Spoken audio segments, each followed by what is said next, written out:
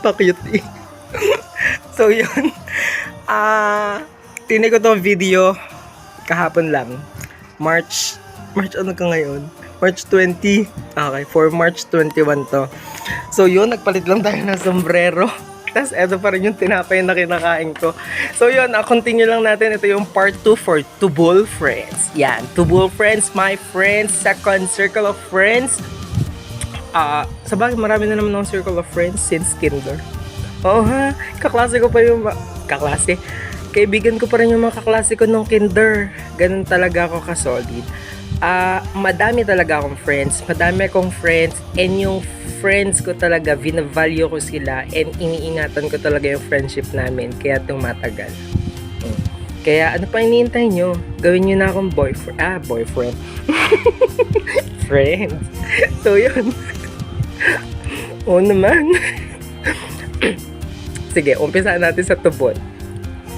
Uy, gatubol. Basta nakasama lang ako sa GC nila. So, this is the story nga.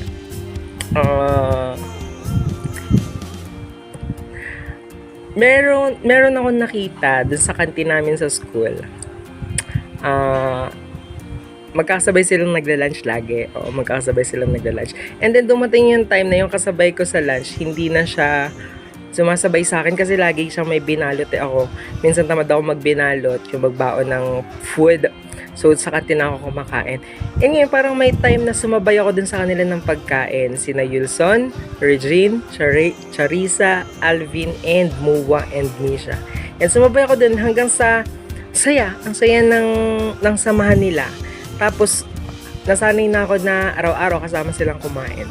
So, ito na nga, i-describe na natin sila. Unahin natin si Alvin Mendoza. Alvin Mendoza, totoo ba na lagi kang napupuyat sa pagsiselfone? Totoo ba na marami kang mga fina-follow na De joke lang. Si Alvin, oy mabait yan si Alvin ha. Malakang naitulong yan sa akin nung internship ko, nung tawag din nung nagpa-practice teacher ako sa Hope Christian School. So, shout out kay Teacher Lalaine Gico, shout out po. And kay Ma'am Midisa, hello po. Sana po okay po kayo kung nasan man po kayo. And I miss you all guys. Yan, Teacher Janine. Yan, Teacher Janine. Dalawang Janine. Trisha Janine and si Teacher Janine. Sino pa? Hi, sa lahat po ng teacher po sa Hope Christian School. Thank you po. Naging part po kayo ng teaching journey ko. Yan, marami po talaga ako natutunan. Especially yung mga kids, yung mga estudyante. Hanggang ngayon may mga nagme-message pa rin na baka babait. Tapos ang lalaki na nila, ang bibilis eh. Nung grade 2 o grade 2 then parang graduating na or naka-graduate na yung mga handle namin before. Year 2020. Oh, graduating or naka-graduate na? I'm not sure. So yun, balik tayo sa topic. Describing my Tubol friends. So tapos na tayo kay Alvin. Okay ka na doon, Alvin ha. Next. Angelo Acquende. Angelo, ikaw ba ay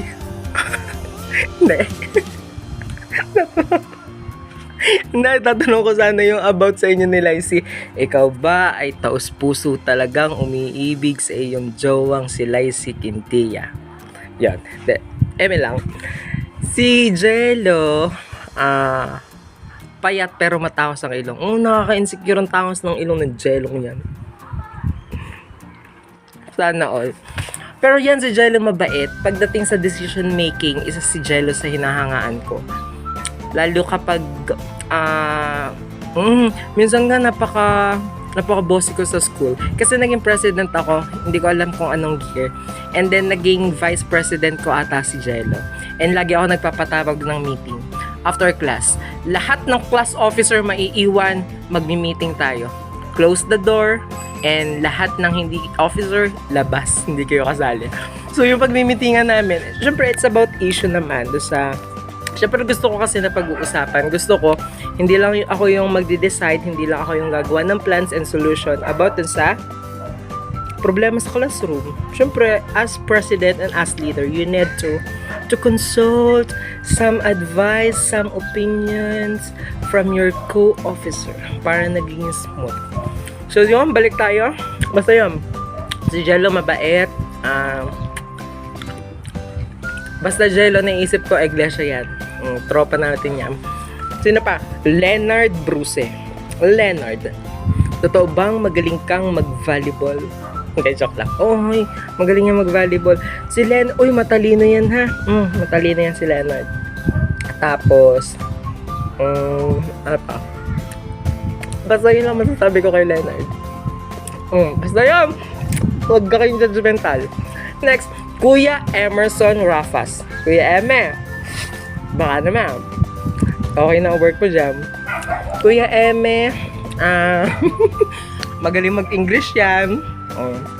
Pero akin na yung forte ng math ha, kuya. Kuya Eme, puro ka ba lang yan naman ginagawa niyan sa school eh. Hindi, joke lang. Kung naging president din yan, ibang galawang administrasyong Rafas. Yan. Next, Yulson Dumagit. Yulson Dumagit, ikaw ba ay totoong naging choir? Ano ga nga? Nasa music ministry. Tama ga ngayon? De, joke lang. Hoy, basta magaling yung kumanta. Tapos, hoy, isi-share ko gayon. Yung about sa kilay. Wag na, atin na lang yun. Nationwide yun, worldwide pala nanonood. Apaka-amfi ko na naman. So, si Yulson, mabait, madasalin din, napaka-active sa organization, sa Neo gayon. So, yon. Si Yulson magaling mag-drawing, grabe, magaling mag-drawing, and siya yung parang minsan, one call away na friend. And, ano pa, madali mo siyang mapaniwala. Yun lang. Next, Alvin, Angelo, Leonard, Emerson, Yulson. Next, proceed naman tayo sa mga girls. Unahin na natin si Norhaini Mua. Norhaini Mua,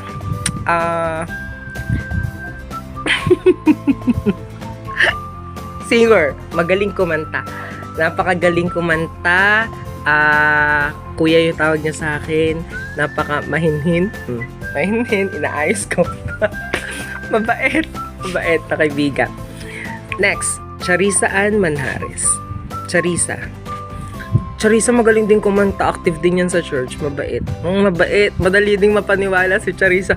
Hala, naalala ko yung video mo, Cha. Yung about sa, ano ka ngayon, yung may nakita kagang insekto na napasigaw ka. Matayo. Si Cha, dedicated talaga siya pag nag-aaral. Next, ihuli natin si Misha. Si Lizzie Rose. Lizzie Rose Quintilla, si Teacher Lizzie. Bagay na bagay talaga sa kanya yung pagiging teacher. Kasi si Lizzie, maganda yan. Mabait. Taga saan ka nga? Banda ba Apple?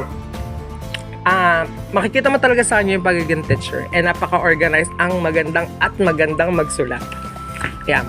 GTEC nga ballpen yan. GTEC nga. Yamanin yan. Nakakaganda naman talaga ng sulat kapag GTEC. Kahit naman ako, basta maganda ang ballpen, maganda rin ang sulat. Next, Regine. Si Regine, napaka-sweet ni Regine. Oo, yan yung emoji queen sa grupo namin. Lagi siya merong pa-emoji. And lagi ko inaabangan yung birthday greetings niyan sa Facebook. Napaka-sweet, napaka-bait. Next, Mua, Charissa, Lizzie, sino pa? Regine. Tapos na ata. May kulang pa. Si Misha. Si Misha. Magaling mag-drawing. Okay. Maganda. Matalino. Mabait. Maaasahan. At yung 5 yon lahat ay Emma. Hindi, joke lang. Hindi, because of Misha, hindi ako makakarating ng Isla Verde kung wala si Misha. And I'm very thankful to Misha May Lopez. Yeah, thank you so much. And siya yung aking grammarian pagdating sa mga corrections sa mga English natin dyan. I'm very thankful for your correction. And that's correction is for improvement, I guess. So yun, ano pa ba? Parang naging walwal naman yung description ko sa inyong lahat eh. Pero ato, honestly speaking and seriously talaga, Tubol friends, parang napakalaki ng importansya nyo sa buhay ko. Parang galit. Hindi, ganito kasi. Naiyak ako. Hindi, ang sarap lang sa feeling na meron tayong circle of friends nung college life natin. Kasi parang isa sila sa naging foundation. Pangit ng term. Isa sila sa naging strength, crying shoulder that time. And ang laki din ng naitulong nila kasi syempre yung stress sa ACAD, stress as working student. And parang na-encourage ko nga sila na maging part ng tutorial center kung saan ako involved. Si Teacher Misha, Teacher Percy, shout out Teacher Percy, Teacher Yulsot. And alam niyo yun, kahit different yung personality talaga namin, meron kami kanya-kanyang personalidad, meron kami kanya-kanyang trip sa buhay. And we have different religion na pinaniniwalaan, yung different yung pananampalataya namin. Meron sa amin iglesia, meron po sa aming Katoliko, meron po sa aming Seventh-day Adventist, meron po sa aming born again Christian, meron din po kaming kasamahan na Muslim, and lahat po kami pantay-pantay yung tingin sa bawat isa. Pare-parehas na nire-respeto yung saloobin at opinion ng bawat isa. And nasubok talaga yung pagkakaibigan namin even sa nakaraang botohan na meron kaming kanya-kanya at iba't ibang mga kandidato na binoto, and nandun yung suporta at damayan, yung pagtutulungan niya, tipong rally ni punta pa rin kami kahit hindi kami support sa kanya. Kumbaga parang sasamahan pa rin namin siya kahit ito yung iboboto mo. And that's the good thing naman talaga dun sa pagkakaibigan. And you know what? Parang after graduation, parang mas tumibay yung pagsasamahan namin kasi nung pandemic, yan, kami-kami lagi yung walwalan sa group chat namin. And hanggang sa review ng board exam, kami-kami talaga yung nagtutulungan. And hanggang sa final coaching and ibang mga gawain sa school, gawain sa pagtatrabaho as young professional na talaga, as worker. And yung iba nga sa amin naging breadwinner na ng family. And yun, patuloy naming sinusuportahan yung bawat isa.